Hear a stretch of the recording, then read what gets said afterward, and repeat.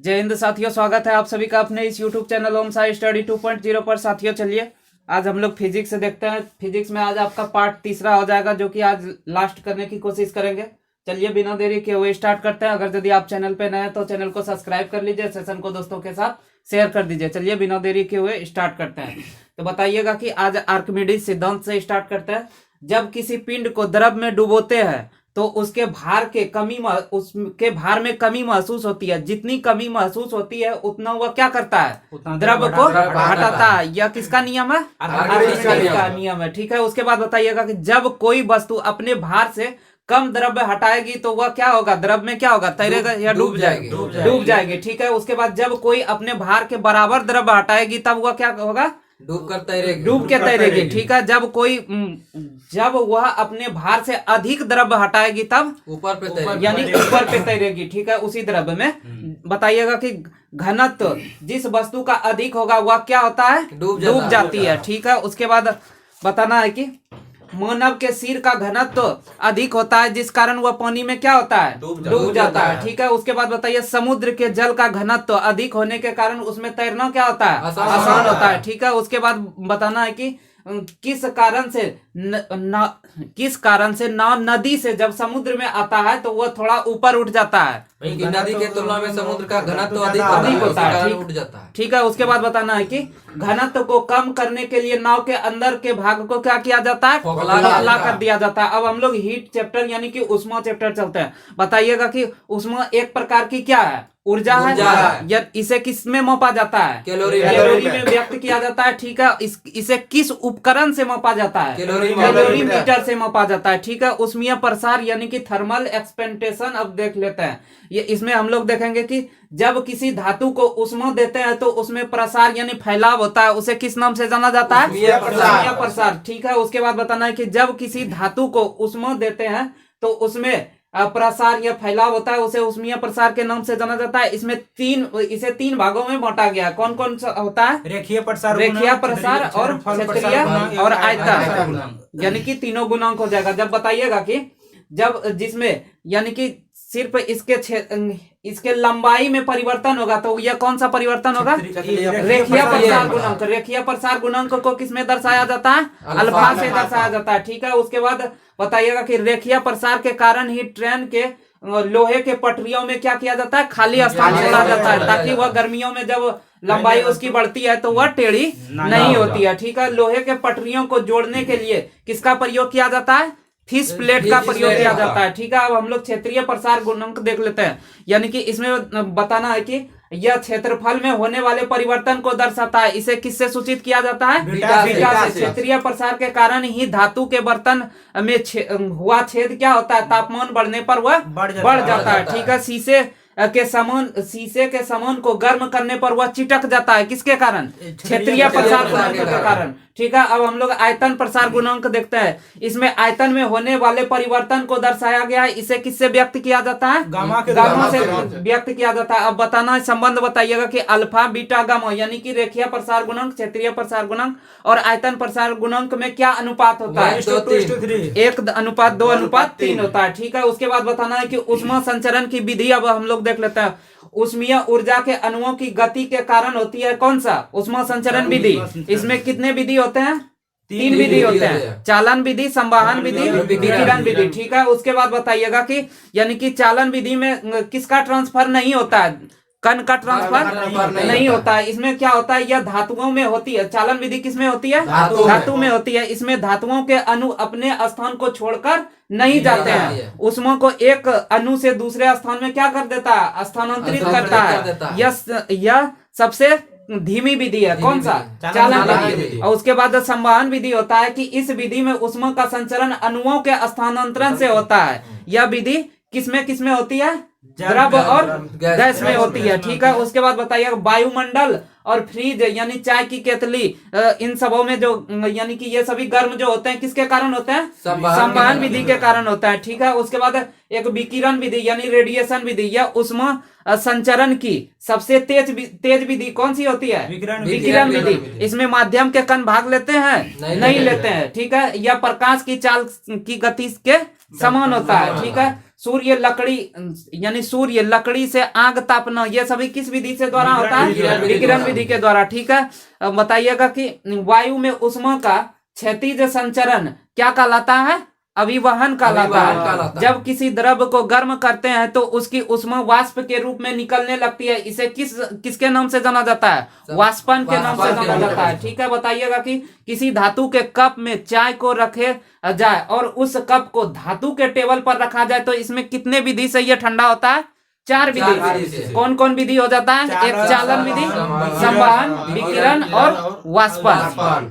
ठीक है, तो इसके कारण क्या होगा? ये जल्दी ठंडा हो जाएगा। और वही अगर यदि वही धातु के यानी कप को जाके लकड़ी पे रखा जाए तब इसमें कितने विधि से ये ठंडा होता है? तीन विधि से, यानी कि चालन विधि नहीं होता है, उसमें संवहन, विकिरण और वाष्पन होता है। अब हम लोग किरचॉफ के नियम देख लेते हैं, यानी बताइएगा कि किसने यह कहा था कि अच्छे अवशोषक अच्छे उत्सर्जक होते हैं? किरचॉफ ने कहा था। इसके अनुसार किस रंग की वस्तु सबसे अच्छा अवशोषक और सबसे अच्छा उत्सर्जक होता है? काले रंग की वस्तु। ठीक है, यानी जिस कारण अधिक ऊर्जा यानी ऊष्मा यह क्या करता है? सोखता है और बाहर भी निकालता है। बताइएगा कि धूप वाला छाता का रंग कैसा होना चाहिए? ऊपर सफेद नीचे काला होना चाहिए। ठीक है, यदि धातु के एक गोले को और लकड़ी के एक गोले को ऊष्मा यानी समान ऊष्मा देकर गर्म किया जाए और अंधेरे में रखा जाए तो कौन सा गोला ज्यादा चमकीला दिखाई देगा? लोहे का। ठीक है, उसके बाद बताइएगा समान धातु के 2 गोले,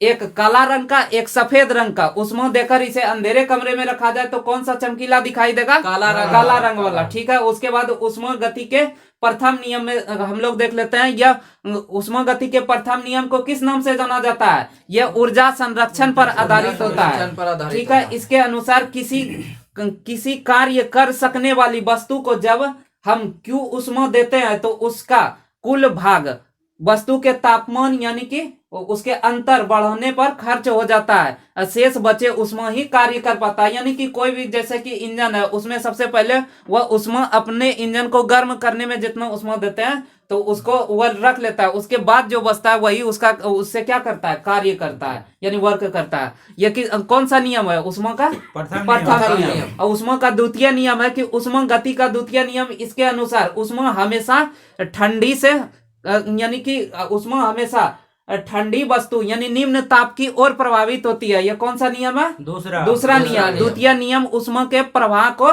दर्शाता है। पहला क्या कर रहा था? ऊर्जा संरक्षण पर आधारित था, और दूसरा किस पे है? ऊष्मा के प्रवाह पर। बताइएगा कि तापमान को मापने के लिए विभिन्न प्रकार के किसका उपयोग किया जाता है? थर्मामीटर का उपयोग किया जाता है। ठीक है, बताइएगा कि व्यावसायिक थर्मामीटर के नाम से किसे जाना जाता है? सेल्सियस। उसके बाद डॉक्टरी थर्मामीटर फ़ारेनहाइट, वैज्ञानिक थर्मामीटर केल्विन। ठीक है, उसके बाद बताना है कि आपको बताना है कि निम्नतम ताप और अधिकतम ताप। बताइएगा सेल्सियस में निम्नतम कितना और अधिकतम कितना होता है? 0 डिग्री सेल्सियस न्यूनतम और 100 डिग्री सेल्सियस अधिकतम। ठीक है, फ़ारेनहाइट में 32 न्यूनतम और 212 अधिकतम। केल्विन में 273 और 373, और रोमन में 0 और 80 होता है। ठीक है, बताइएगा कि यानी बर्फीले क्षेत्र में थर्मामीटर में पारा के स्थान पे किसका उपयोग किया जाता है? अल्कोहल का। ठीक है, उसके बाद सूर्य का ताप मापने के लिए किसका उपयोग किया जाता है? पायरोमीटर यानी उच्च तापमापी का प्रयोग किया जाता है। उसके बाद हम लोग अब ऊष्मा के प्रकार देख लेते हैं, यानी ऊष्मा के कितने प्रकार होते हैं? 2 प्रकार के। एक कौन होता है? विशिष्ट ऊष्मा, एक गुप्त ऊष्मा। विशिष्ट ऊष्मा को स्पेसिफिक हीट के नाम से जाना जाता है। किसी वस्तु के इकाई द्रव्यमान के ताप को 1 डिग्री सेंटीग्रेड बढ़ाने के लिए कौन सी ऊष्मा की आवश्यकता होती है? विशिष्ट ऊष्मा। ठीक है, उसके बाद और सिर्फ अवस्था परिवर्तन करने के लिए गुप्त ऊष्मा का उपयोग किया जाता है। ठीक है, अलग अलग पदार्थों की विशिष्ट ऊष्मा क्या होती है? अलग अलग होती है। जिस वस्तु की विशिष्ट ऊष्मा अधिक होगी वह न ही जल्दी गर्म होगा और न ही जल्दी ठंडा होगा। ठीक है, बताइएगा कि सर्वाधिक विशिष्ट ऊष्मा किस गैस की होती है? हाइड्रोजन की होती है। द्रव्य में सर्वाधिक विशिष्ट ऊष्मा किसकी होती है? जल की होती है। इसी कारण इसका उपयोग इंजन को ठंडा करने के लिए रेडिएटर में उपयोग किया जाता है। ठीक है, उसके बाद बताना है कि जल का विशिष्ट ऊष्मा कितना होता है? 4200 जूल प्रति केजी केल्विन, जिसे 1 कैलोरी प्रति ग्राम केल्विन सेंटीग्रेड कहा जाता है। ठीक है, उसके बाद बताइए विशिष्ट ऊष्मा को किससे दर्शाया जाता है? एस से दर्शाया जाता है। अब गुप्त ऊष्मा यानी लेटेंट हीट देख लेते हैं। किसी वस्तु के अवस्था परिवर्तन के लिए दी गई ऊष्मा क्या कहलाती है? गुप्त ऊष्मा कहलाती है। ठीक है, यानी कि सिर्फ अवस्था परिवर्तन। इससे वस्तु के तापमान पर क्या प्रभाव पड़ता है? ये तापमान नहीं बढ़ाता है, सिर्फ अवस्था परिवर्तन करता है। इसे किससे सूचित किया जाता है? एल से सूचित किया जाता है। ठीक है, बताइएगा कि बर्फ का विशिष्ट ऊष्मा कितना होता है? बर्फ का 80 कैलोरी होता है। ठीक है, उसके बाद फिर बर्फ से अगर यदि वाष्प बनाना है तो इसमें कितना विशिष्ट ऊष्मा इसका होता है? 536 या 540 कैलोरी होता है। ठीक है, उसके बाद बताइए अर्थात जल की गुप्त ऊष्मा कितना? 80 कैलोरी, अर्थात भाप की गुप्त ऊष्मा कितना हो गया? 540 कैलोरी होता है। इसी कारण भाप से जलना अधिक खतरा होता है, यानी कि अब बताइएगा कि ज्यादा ज्वलनशील होता है। अगला अब हम लोग देख लेते हैं कि न्यूटन का शीतलन नियम। ठीक है, इसमें बताना है आपको कि किसके अनुसार किसी वस्तु को ठंडा होने की दर समय के साथ साथ घटता है। यह किसका नियम है? न्यूटन का शीतलन नियम। ठीक है, किसी वस्तु के ठंडा होने का दर उसके औसत तापमान एवं कमरे के तापमान के अंतर के क्या होता है? समानुपाती होता है। ठीक है, उसके बाद हम लोग स्टीफेंस के नियम देख लेते हैं। इसमें है कि इस नियम के अनुसार किसी वस्तु द्वारा उत्सर्जित ऊर्जा की मात्रा उसके परम ताप के चतुर्थ घात के समानुपाती होता है। ठीक है, उसके बाद बताना है कि वाष्पीकरण का दैनिक अनुभव हम लोग देख लेते हैं कि जिस स्थान से वाष्पीकरण होता है उस स्थान के तापमान बहुत क्या होते हैं? घट जाते हैं, जिस कारण निम्नलिखित घटनाएं घटती है। जैसे कि पसीनों का पंखा द्वारा वाष्पीकृत होने पर क्या होता है? ठंडे का एहसास होने लगता है। घड़े का पानी वाष्पीकरण होने के कारण क्या हो जाता है? ठंडा हो जाता है। वाष्पीकरण के कारण ही तालाब का पानी क्या होता है? ठंडा होता है। वाष्पीकरण के कारण कुत्ता गर्मी में अपने जीभ बाहर निकालता है, क्योंकि वाष्पन के बाद उसका जीभ क्या होता है? ठंडा हो जाता है, उससे उसे ठंडक महसूस होते हैं। अब हम लोग इलेक्ट्रिसिटी यानी कि विद्युत धारा की ओर चलते हैं। इसमें बताइएगा कि विद्युत एक प्रकार का क्या है? ऊर्जा है। यह इलेक्ट्रॉन के प्रवाह के कारण उत्पन्न होती है। सबसे पहला देख लेते हैं आवेश यानी कि चार्ज। वह गुण जिसके कारण कोई वस्तु किसी दूसरे वस्तु को आकर्षित या प्रतिकर्षित करता है उसे क्या कहा जाता है? आवेश कहा जाता है। आवेशित कण की सबसे बड़ी विशेषता क्या होता है? वह प्रतिकर्षण करता है। ठीक है, उसके बाद वस्तुओं को आवेशित करने का सबसे पहला प्रयोग किसने किया था? किस वैज्ञानिक ने? थेल्स ने किया था। ठीक है, उसके बाद इन्होंने ही कांच के छड़ को रेशम के छड़ से रगड़ा, तभी कांच के छड़ पर कौन सा आवेश आ गया? धन आवेश। और रेशम पर ऋण आवेश। ठीक है, उसके बाद बताइएगा यानी आवेश का सबसे स्पष्ट व्याख्या किसने किया था? बेंजामिन फ्रैंकलिन ने। ठीक है, इन्होंने ही धन आवेश तथा ऋण आवेश को बताया था। किसने? बेंजामिन फ्रैंकलिन ने। ठीक है, उसके बाद बताइएगा कि तड़ित चालक जो होता है वह किसके सिद्धांत पर कार्य करता है? बेंजामिन फ्रैंकलिन के सिद्धांत पर। उसके बाद बताइएगा कि तड़ित चालक किस धातु का बनाया जाता है? तांबा का बनाया जाता है। ठीक है, तड़ित चालक कितना एम्पियर का धारा झेल सकता है? 1000 एम्पियर, नहीं 10,000 एम्पियर। ठीक है, उसके बाद बताइएगा इसी कारण इसे मोबाइल टावर के ऊपर लगाया जाता है, क्योंकि यह बिजली को उत्पन्न आवेश को क्या करता है? पृथ्वी में भेज देता है। कौन? तड़ित चालक। ठीक है, बिजली तड़कने पर कौन सी गैस निकलती है? नाइट्रोजन ऑक्साइड गैस निकलती है, यानी NO। स्थिर आवेश केवल विद्युत क्षेत्र पर पड़ता है, जबकि गतिशील आवेश विद्युत क्षेत्र तथा किस पे पड़ता है? चुंबकीय क्षेत्र दोनों पर पड़ता है। ठीक है, उसके बाद पृथ्वी कितने भी बड़े आवेश को क्या करती है? अवशोषित कर लेती है। इसी कारण ज्वलनशील पदार्थ को ले जाने वाले ट्रक का एक पार्ट क्या किया जाता है? छड़ के द्वारा उसे पृथ्वी से सटा दिया जाता है, क्योंकि वह आवेश को क्या कर लेता है? पृथ्वी में भेज देता है। ठीक है, उसके बाद बताइएगा समान आवेश के बीच क्या होता है? प्रतिकर्षण। जबकि विपरीत आवेश के बीच क्या होता है? आकर्षण। ठीक है, बताइएगा कि जब दो चालक में धारा एक ही दिशा में जा रही हो तब उस चालक के बीच क्या होगा? आकर्षण होगा। ठीक है, अब किंतु यदि दो चालक में धारा विपरीत दिशा में जाती है तब उसमें क्या होगा? प्रतिकर्षण होगा। अब हम लोग विभव यानी पोटेंशियल देख लेते हैं, यानी कि विद्युत विभव क्या होता है? किसी धनात्मक आवेश को अनंत से विद्युत क्षेत्र के किसी बिंदु तक लाने में किए गए कार्य एवं आवेश के मान के अनुपात को उस बिंदु का विभव कहा जाता है। ठीक है, उसके बाद विभवांतर देख लेते हैं। एक कूलम्ब आवेश को विद्युत क्षेत्र में एक बिंदु से दूसरे बिंदु तक लाने में किए गए कार्य के बिंदु के मध्य विभवांतर कहलाता है। ठीक है, विभवांतर का मात्रक क्या होता है? वोल्ट होता है। ठीक है, उसके बाद बताइएगा कि धारा का विरोध करने वाले गुण को क्या कहा जाता है? प्रतिरोध। प्रतिरोध का मात्रक ओम होता है। ठीक है, उसके बाद बताइएगा प्रतिरोध के व्युत्क्रम को क्या कहा जाता है? चालकता कहा जाता है, यानी कि कंडक्टर कहा जाता है। प्रतिरोध का चालकता क्या होता है? व्युत्क्रमानुपाती होता है। ठीक है, चालकता बढ़ाने पर धारा क्या हो जाती है? तेज हो जाती है। और उसके बाद चालकता की मात्रा यानी कि किसमें व्यक्त की जाती है? ओम इनवर्स, जिसे महो कहा जाता है, या उसे सीमेन के नाम से भी जाना जाता है। ठीक है, बताइएगा प्रतिरोध जितना कम होगा चालकता उतनी ज्यादा अधिक होगी। ठीक है, तापमान बढ़ने पर धातुओं का प्रतिरोध क्या होता है? बढ़ जाता है। ठीक है, जिसके कारण उसकी चालकता घट जाती है, यानी प्रतिरोध ताप के क्या होता है? समानुपाती होता है। ठीक है, उसके बाद बहुत ही निम्न तापमान यानी कि 4.12 केल्विन पर पारा का प्रतिरोध क्या हो जाता है? शून्य हो जाता है। अतः वह किसके अनुसार कार्य करने लगता है?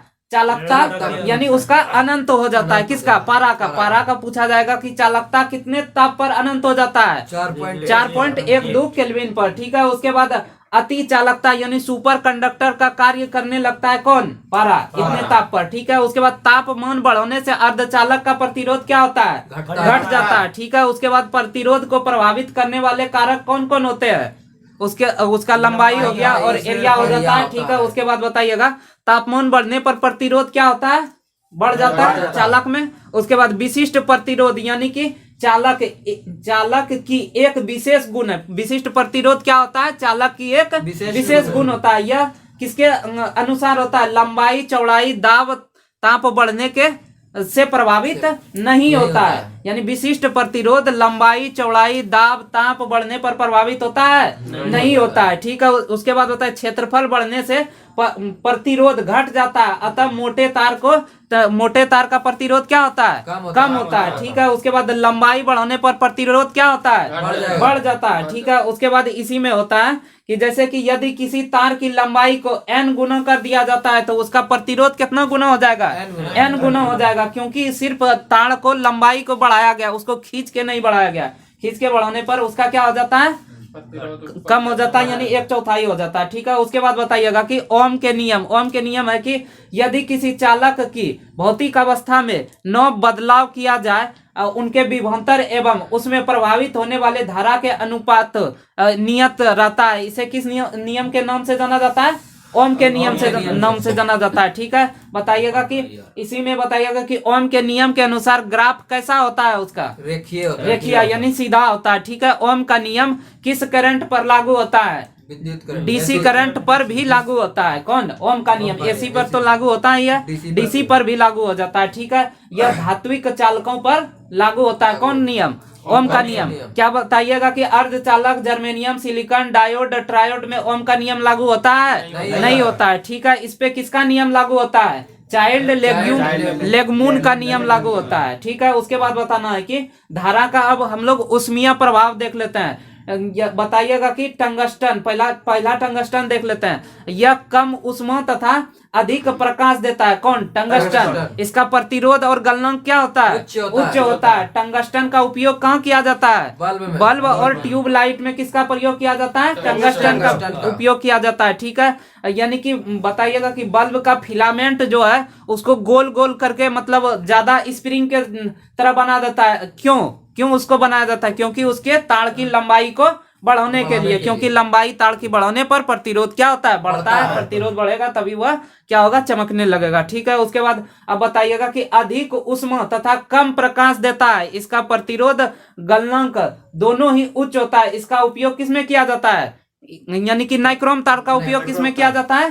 हीटर में किया जाता है। उसके बाद बताइएगा कि आयरन का यानी कि स्त्री जो होता है, आयरन का निचला भाग किससे बना होता है? एस्बेस्टस से बना होता है। ठीक है, उसके बाद बताइएगा कि इसमें जो है एस्बेस्टस और यानी कि नाइक्रोम के बीच किसका उपयोग किया जाता है? अब्रक का उपयोग किया जाता है, जो कि अब्रक क्या होता है? ऊष्मा का सुचालक होता है और विद्युत का कुचालक होता है। ठीक है, उसके बाद बताइएगा कि अब्रक नाइक्रो अब यानी कि अबरक नाइक्रोम की उष्मा को एस्बेस्टोस तक भेज देता है, किंतु धारा को नहीं भेज पाता है। ठीक है, उसके बाद बताइएगा कि आयरन की बाहरी भाग किसका बना होता है? बेकेलाइट का बना होता है। ठीक है, उसके बाद बताना है कि फ्यूज यानी कि फ्यूज अब हम लोग देख लेते हैं कि परिपथ को शॉर्ट सर्किट से कौन बचाता है? फ्यूज बचाता है। ठीक है, उसके बाद बताना है कि धारा के ऊष्मीय प्रभाव पर आधारित होता है कौन? फ्यूज होता है। ठीक है, उसके बाद इसमें बताइएगा कि फ्यूज का प्रतिरोध और गलनांक क्या होता है? प्रतिरोध उच्च गलनांक निम्न होता है। ठीक है, उसके बाद बताना है कि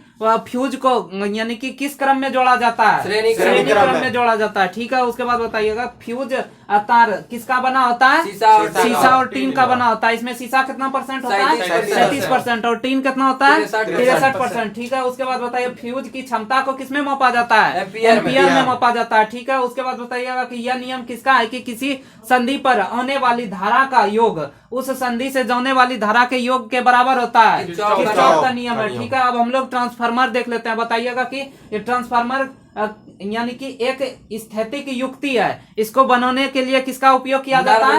नर्म लोहे का। ठीक है, उसके बाद बताइएगा कि इसमें ऑयल के रूप में किसका उपयोग किया जाता है? नेफ्था ऑयल का उपयोग किया जाता है। ट्रांसफार्मर किस सिद्धांत पर कार्य करता है? अन्योन प्रेरण सिद्धांत पर कार्य करता है। ठीक है, बताइएगा कि ट्रांसफार्मर किस धारा पर कार्य करता है? सिर्फ एसी धारा पर। ठीक है, उसके बाद यह डीसी धारा पे उपयोग नहीं होता है। ठीक है, उसके बाद बताना है कि ट्रांसफार्मर की दक्षता किसमें मापी जाती है? किलो वोल्टेज एम्पियर में। ठीक है, वही ट्रांसफार्मर की शक्ति पूछा जाए तो किसमें मापा जाता है? किलोवाट में दर्शाया जाता है। ठीक है, बताइएगा कि कोई भी ट्रांसफार्मर की दक्षता कितना प्रतिशत होती है? 90 से 95%। ठीक है, उसके बाद बताए ट्रांसफार्मर शक्ति को स्थिर रखता है। इसी में आपको बताना है कि यानी ट्रांसफार्मर में जब वोल्टेज बढ़ता है तो धारा क्या हो जाती है? घट जाती है। यानी कि इसे किस ट्रांसफार्मर के नाम से जाना जाता है? Step up transformer. ठीक है, उसके बाद ट्रांसफार्मर में जब वोल्टेज गिरता है तो धारा क्या होती है? बढ़ जाती है। इसे किस ट्रांसफार्मर के नाम से जाना जाता है? Step down transformer. ठीक है, उसके बाद बताइएगा कि ट्रांसफार्मर शक्ति तथा धारा की आवृत्ति में कोई परिवर्तन नहीं लाता है। जब ट्रांसफार्मर के द्वितीय कुंडली में फेरों की संख्या बढ़ा दी जाती है तो यह कौन सा ट्रांसफार्मर होता है? Step up transformer. ठीक है, उसके बाद अब हम लोग एसी करंट यानी कि प्रत्यावर्ती धारा देख लेते हैं। वैसे करंट जो अपनी दिशा तथा परिमाण बदलते हैं उसे कौन सा करंट कहा जाता है? एसी करंट कहा जाता है। ठीक है, उसके बाद बताना है कि एसी करंट में ऊर्जा का हानि कम होता है, अतः इसे दूर तक भेजा जा सकता है। ठीक है, एसी करंट को संचित किया जा सकता है? नहीं किया जा सकता है। ठीक है, बताइएगा कि एसी करंट की फ्रीक्वेंसी भारत में कितनी है? 50 हर्ट्ज है। ठीक है, उसके बाद डीसी करंट। अब हम लोग दृष्टि धारा देख लेते हैं। इस धारा इसमें क्या होता है? इस धारा की दिशा तथा इसमें धारा की दिशा और परिमाण दोनों निश्चित होता है, दोनों नहीं बदलता है, यानी कि निश्चित होता है। ठीक है, उसके बाद किंतु इसमें ऊर्जा हानि अधिक होती है, अतः इसे दूर तक ले जाया जा सकता है? नहीं ले जा सकता है। ठीक है, उसके बाद इसे स्टोर किया जा सकता है। ठीक है, और उसके बाद अतः इसका प्रयोग चार्जिंग के लिए किया जाता है। एसी को डीसी में बदलने के लिए किसका उपयोग किया जाता है? रेक्टिफायर यानी कि दृष्टिकारी का उपयोग किया जाता है। उसके बाद डीसी को एसी में बदलने के लिए किसका उपयोग किया जाता है? इन्वर्टर का उपयोग किया जाता है। ठीक है, अब हम लोग सेल यानी बैटरी देख लेते हैं। या रासायनिक ऊर्जा को विद्युत ऊर्जा में कौन बदलता है? सेल कितने प्रकार के होते हैं? दो प्रकार के। कौन कौन होते हैं? प्राथमिक सेल और द्वितीयक सेल। प्राथमिक सेल को दोबारा चार्ज किया जा सकता है? नहीं किया जा सकता है, जबकि द्वितीयक सेल को दोबारा चार्ज किया जा सकता है। प्राथमिक सेल के कुछ उदाहरण देख लेते हैं। बताइएगा कि यानी अब हम लोग पहला वोल्टिया सेल देख लेते हैं। इसका नामकरण किसने किया था? वोल्टा वैज्ञानिक ने किया था। ठीक है, बताइएगा कि रासायनिक ऊर्जा से विद्युत ऊर्जा वाहक बल उत्पन्न किया जाता है। इसमें इलेक्ट्रोलाइटिक के रूप में किसका उपयोग किया जाता है? सल्फ्यूरिक अम्ल का उपयोग किया जाता है। ठीक है, इसमें एनोड के रूप में किसका उपयोग किया जाता है? जस्ता का उपयोग। और वोल्टिया सेल में कैथोड के रूप में किसका उपयोग? कॉपर यानी तांबा का उपयोग। एनोड मतलब पॉजिटिव और कैथोड मतलब निगेटिव होता है। ठीक है, उसके बाद बताइएगा कि वोल्टिया सेल का विद्युत वाहक बल कितना होता है? 1.08 वोल्ट होता है। ठीक है, उसके बाद बताना है कि यह आकार में बहुत बड़ा होता है, इस कारण इसका सामान्य उपयोग नहीं किया जाता है। किसका? वोल्टिया सेल का। अब हम लोग दूसरा डेनियल सेल देख लेते हैं। इसमें है कि कैथोड के रूप में किसका उपयोग किया जाता है? तांबा का उपयोग किया जाता है। इसमें इलेक्ट्रोलाइटिक यानी कि लिक्विड के रूप में किसका उपयोग किया जाता है? कॉपर सल्फेट का उपयोग किया जाता है डेनियल सेल में। ठीक है, उसके बाद डेनियल सेल का विद्युत वाहक बल कितना होता है? 1.1 वोल्ट होता है। ठीक है, अगला देख लेते हैं लेक्लांसे सेल। इसमें इलेक्ट्रोलाइटिक के रूप में किसका उपयोग किया जाता है? अमोनियम क्लोराइड का। ठीक है, इसमें कैथोड के रूप में किसका उपयोग किया जाता है? कार्बन के छड़ का। और एनोड के रूप में किसका उपयोग किया जाता है? जस्ता के छड़ का। ठीक है, उसके बाद ध्रुवक के रूप में इसमें किसका उपयोग किया जाता है? मैग्नीज डाइऑक्साइड का उपयोग किया जाता है। यानी कि लेक्लांसे सेल का विद्युत वाहक बल कितना होता है? 1.4 वोल्ट होता है। ठीक है, उसके बाद बताइएगा कि शुष्क सेल क्या होता है? यह लेक्लांसे सेल का सुधरा हुआ रूप क्या होता है? शुष्क सेल। इसका आकार कैसा होता है? बेलनाकार होता है, जो जस्ता का बना होता है तथा यह एनोड का कार्य करता है शुष्क सेल में। उसके बाद फिर इसके बीच में कार्बन की छड़ लगी होती है जो कि किसका कार्य करता है? कैथोड का कार्य करता है। ठीक है, इसका प्रयोग सर्वाधिक होता है क्योंकि यह परिवहन में आसान होता है। अब हम लोग द्वितीयक सेल देख लेते हैं। इसे पुनः चार्ज किया जा सकता है क्योंकि यह आवेश को क्या करता है? संचित कर सकता है। कौन? द्वितीयक सेल।